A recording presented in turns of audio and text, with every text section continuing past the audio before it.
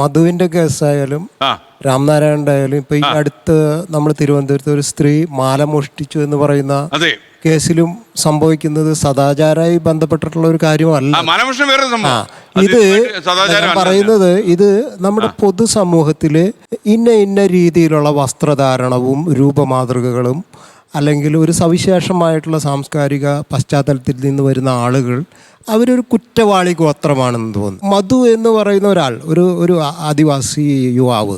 അപ്പോൾ അദ്ദേഹത്തെ കാണുമ്പോൾ തന്നെ അദ്ദേഹം കുറ്റം ചെയ്യാനുള്ള സാധ്യത നമ്മളുടെ പൊതുസമൂഹം തന്നെ നിർമ്മിച്ചിരിക്കുകയാണ്. മാത്രമല്ല രാത്രികാലത്ത് ഒരു സ്ത്രീ സഞ്ചരിക്കുകയാണെങ്കിൽ സംശയത്തോടെ കാണുന്ന അപ്പം നമ്മളുടെ രാത്രിയും പകലും സ്ത്രീക്ക് സ്വാതന്ത്ര്യമുണ്ട്, സ്ത്രീ സുരക്ഷയൊക്കെ പറയുന്നവർ തന്നെ ഇതും പറയും. ഇത്തരം ചിന്താഗതിക്ക് മാറ്റുകൂട്ടുന്നതാണ് നമ്മുടെ പത്രദൃശ്യ മാധ്യമങ്ങളിൽ നിരന്തരമായി സിനിമകളിലും ആഖ്യാനങ്ങളിലും വന്നുകൊണ്ടിരിക്കുന്ന എല്ലാ പരിപാടികളും. കാരണം അതിനകത്ത് നമ്മൾ തമാശ പരിപാടികൾ നോക്കി കഴിഞ്ഞാൽ അടിസ്ഥാന ജനവിഭാഗങ്ങളിൽ നിന്ന് അല്ലെങ്കിൽ കുറച്ച് ഒരു നമ്മുടെ സ്കിൻ ടോണൊക്കെ വേറൊരു തരത്തിലുള്ള ആളുകൾ അതിനകത്ത് അല്ല ഉണ്ട്.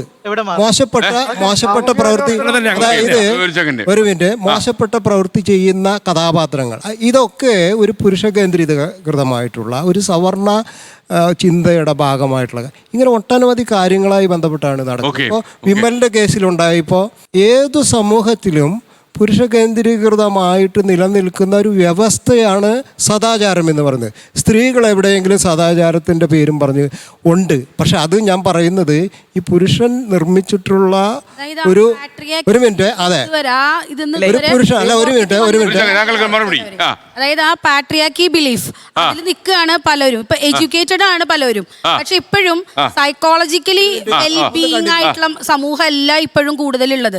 അവരൊക്കെ റിജിഡ് ആയിട്ട്, അതായത് കോഗ്നേറ്റീവ് റിജിഡിറ്റി കീപ്പ് ചെയ്യാണ്. പുതിയതായിട്ടുള്ള ഡൈവേഴ്സിറ്റി ഉൾക്കൊള്ളാൻ ഇവർക്ക് ആർക്കും പറ്റണില്ല. അവരാണ് ഈ സദാചാരത്തിന്റെ പിന്നാലെ പോയി ബുദ്ധിമുട്ടിക്കുന്നതും.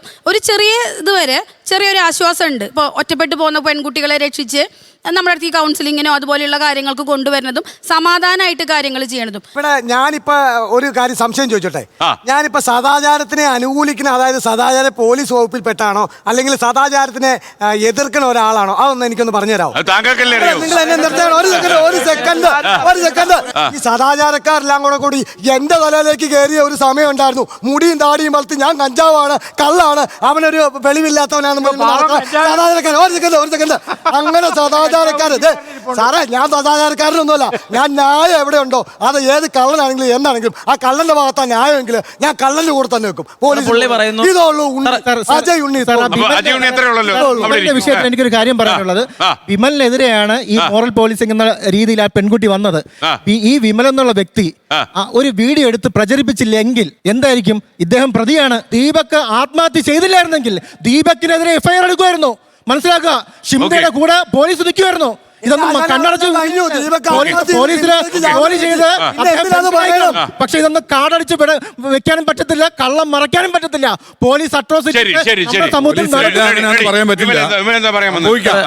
പുള്ളി ചോദിച്ചു, ഞാൻ സദാചാരവാദിയാണോ അതോ സദാചാരത്തിനെ അനുകൂലിക്കുന്ന ആളാണോ? സംശയം ചോദിച്ചു. ഇതേ ഫ്ലോറിൽ നിന്ന് തന്നെ പുള്ളി എൻ്റെ അടുത്ത് എന്നെ കൊനച്ചു പറഞ്ഞു. എന്റെ വൈഫിനെയും ജെൻസി കാറ്റഗറിയിലേക്ക് പുള്ളി മുൻവിധി വെച്ചിട്ട് ഒക്കെയാണ് ചെയ്തത്. ഞാൻ പറഞ്ഞു തീർക്കട്ടെ. പ്രായമൊന്നുമല്ല. ഈ സദാചാരവാദികൾക്കുള്ള പൊതുവേ ഉള്ളൊരു കാര്യമാണ് ഈ മുൻവിധി വെച്ചിട്ടുള്ളത്. ഒരാണ് ഒരു പെണ്ണും എവിടെയെങ്കിലും ഇരിക്കുകയാണെങ്കിലോ അല്ലെങ്കിൽ ഒരു പെൺകുട്ടി സ്ലീവ്ലെസ് ഇടുകയാണെങ്കിലോ അവർക്ക് ഇഷ്ടമുള്ള ഡ്രസ്സ് ധരിക്കുകയാണെങ്കിലോ ഉള്ള ഒരു മുൻവിധിയുടെ ഇതിലാണ് ഈ കാര്യങ്ങളെല്ലാം മുന്നോട്ട് പോകുന്നത്. അതേ കാര്യത്തിന്റെ തന്നെ ലൈവ് എക്സാമ്പിൾ ആണ് കുറച്ചു മുമ്പേ നമ്മൾ കണ്ടത്. എന്നെയും ഇവിടെ ഇല്ലാത്ത എൻ്റെ ഭാര്യയും അവര് ജെൻസി കാറ്റഗറിയിൽ മറ്റേ കുട്ടിയെ വേറെ രീതിയിലും എനിക്ക് വേണമെങ്കിൽ പുള്ളി ചിന്തിച്ച അതേ രീതിയിൽ തന്നെ എനിക്ക് പുള്ളിയുടെ മുടിയും താടിയും വെച്ചിട്ട് എനിക്ക് വേണം തിരിച്ചു ചോദിക്കാം. പക്ഷെ എനിക്ക് അതിന് പറ്റൂല. അതുകൊണ്ട് തന്നെ ഞാൻ സംസാരിക്കും.